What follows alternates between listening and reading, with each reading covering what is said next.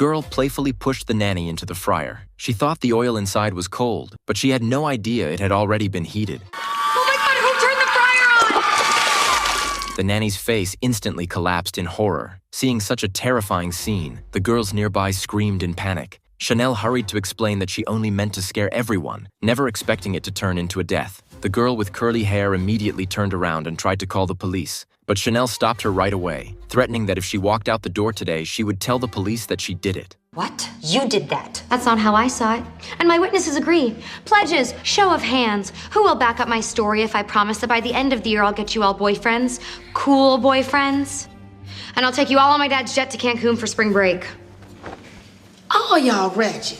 The curly-haired girl felt terrified by the woman in front of her. Maybe. But I'm rich and I'm pretty, so it doesn't really matter.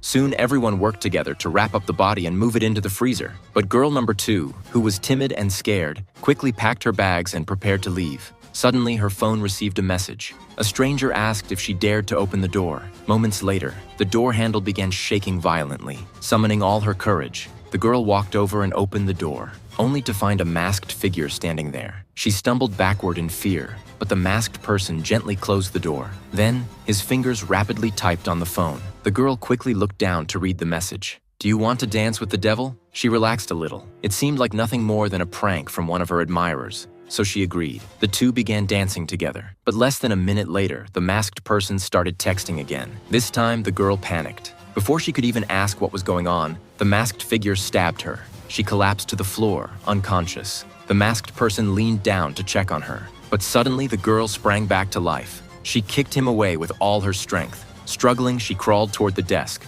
grabbed her laptop, and tried to send out a distress message. But the masked man slowly stood up behind her.